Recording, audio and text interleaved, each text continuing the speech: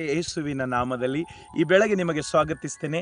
ಇವತ್ತಿನ ವಾಕ್ಯ ಮಾರ್ಕನ ಬರೆದ ಸುವಾರ್ತೆ 10ನೇ ಅಧ್ಯಾಯ 27ನೇ ವಾಕ್ಯದಲ್ಲಿ ಯೇಸು ಸ್ವಾಮಿ ಹೀಗೆ ಹೇಳಿದ್ದಾನೆ, ಮನುಷ್ಯನಿಂದ ಅಸಾಧ್ಯವಾದರೆ ದೇವರಿಂದ ಎಲ್ಲವೂ ಸಾಧ್ಯ ಅಂತ ಪ್ರಿಯರೇ ಹೇಳ್ತಾ ಇದ್ದಾನೆ.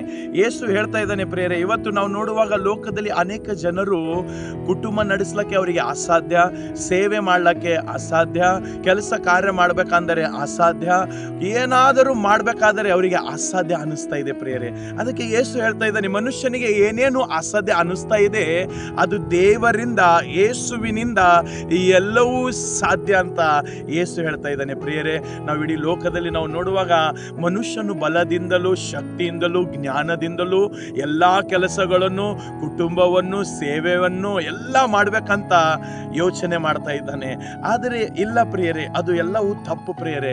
ಯೇಸು ಹೇಳ್ತಾ ಇದ್ದಾನೆ, ಮನುಷ್ಯನಿಂದ ಏನೇನು ಅಸಾಧ್ಯ ಅನಿಸ್ತಾ ಇದೆ ಅದು ಎಲ್ಲವೂ ದೇವರಿಗೆ ಸಾಧ್ಯ ಅಂತ. ನಿನಗೆ ಇವತ್ತು ಅಸಾಧ್ಯ ಅನಿಸ್ತಾ ಇದ್ದಿರ್ಬೋದು, ಕುಟುಂಬ ನಡೆಸಲಿಕ್ಕೆ, ಸೇವೆ ಮಾಡಲಿಕ್ಕೆ ಮತ್ತು ಕೆಲಸ ಕಾರ್ಯಗಳೇ ಮಾಡಲಿಕ್ಕೆ ಮತ್ತು ನೀನು ಬಿಸ್ನೆಸ್ ಮಾಡಲಿಕ್ಕೆ ಎಲ್ಲವೂ ನಿನಗೆ ಅಸಾಧ್ಯ ಅನಿಸ್ತಾ ಇದೆ. ಆದರೆ ಇವತ್ತು ಯೇಸುವಿನೆಂಬ ರಕ್ಷಕನನ್ನು ಕೂಗು. ಆ ಯೇಸು ಎಂಬ ರಕ್ಷಕನಿಗೆ ನೀನು ಕೂಗುವಾಗ ಆತನು ನಿನಗೆ ಬಲವನ್ನು ಕೊಟ್ಟು ನಿನಗೆ ಏನೇನೋ ಅಸಾಧ್ಯ ಅನಿಸ್ತಾ ಇದೆ ಈ ಎಲ್ಲವೂ ನಿನಗೆ ಸಾಧ್ಯ ಮಾಡಲಿಕ್ಕೆ ಆತನಲ್ಲಿ ಶಕ್ತಿ ಇದೆ ಪ್ರಿಯರೇ. ಅದಕ್ಕೆ ಯೇಸು ಹೇಳ್ತಾ ಇದ್ದಾನೆ, ನಿನ್ನಿಂದ ಏನೇನು ಅಸಾಧ್ಯ ಅನಿಸ್ತಾ ಇದೆ, ಅದು ಕುಟುಂಬ ನಡೆಸ್ಲಕ್ಕೆ ಆಗ್ತಾ ಇಲ್ಲ, ಏಸಪ್ಪನ ಕೈಯಲ್ಲಿ ಒಪ್ಪಿಸ್ಕೊ. ನಿನ್ನ ಕುಟುಂಬ ಸೇವೆ ಮಾಡ್ಲಿಕ್ಕಾಗುವುದಿಲ್ಲ, ಆ ಸೇವೆಯನ್ನು ಏಸಪ್ಪನ ಕೈಯಲ್ಲಿ ಒಪ್ಪಿಸ್ಕೊ. ನೀನು ಕೆಲಸ ಕಾರ್ಯಗಳಲ್ಲಿ ನೀನು ಅದು ಮಾಡ್ಲಕ್ಕೆ ಆಗ್ತಾ ಇಲ್ಲ, ಅದು ಏಸಪ್ಪನ ಕೈಯಲ್ಲಿ ಒಪ್ಪಿಸ್ಕೊ.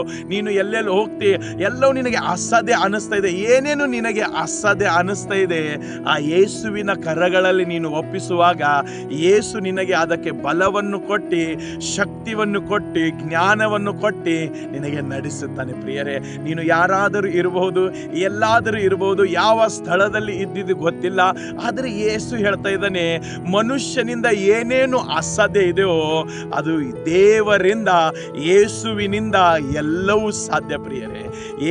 ಯೇಸುವಿನ ನಿಜವಾದ ರಕ್ಷಕ ನೀನು ಅಂಗೀಕಾರ ಮಾಡಿದರೆ ನಿನ್ನಿಂದ ಏನೇನು ಅಸಾಧ್ಯ ಅನಿಸ್ತಾ ಇದೆ ಎಲ್ಲವೂ ಸಾಧ್ಯ ಆಲಕ್ಕೆ ಆತನು ಶಕ್ತಿ ಕೊಡುತ್ತಾನೆ ಪ್ರಿಯರೇ. ಇವತ್ತು ನಾವು ನೋಡುವಾಗ ಈ ಅಸಾಧ್ಯ ಎಂಬ, ನನಗೆ ಇದು ಕೆಲಸ ಆಗಲ್ಲ, ನನಗೆ ಅದು ಕೆಲಸ ಆಗಲ್ಲ, ನಾನು ಕುಟುಂಬ ನಡೆಸ್ಲಕ್ಕೆ ಆಗಲ್ಲ, ಏನಪ್ಪ ನನ್ನ ಜೀವಿತ ಅಂತ ನೀವು ಹೇಳ್ತಿರ್ಬೋದು. ನೀವು ಅನೇಕ ಜನರಿಗೆ ಪ್ರಶ್ನೆ ಕೇಳ್ತಿದ್ದಿರ್ಬೋದು, ಏನಪ್ಪ ನನ್ನ ಜೀವಿತ, ನನ್ನ ಕೆಲಸ ಇದು ಆಗ್ತಾ ಇಲ್ಲ, ಈ ಕೆಲಸ ಆಗ್ತಾ ಇಲ್ಲ, ಆ ಕೆಲಸ ಆಗ್ತಾ ಇಲ್ಲ.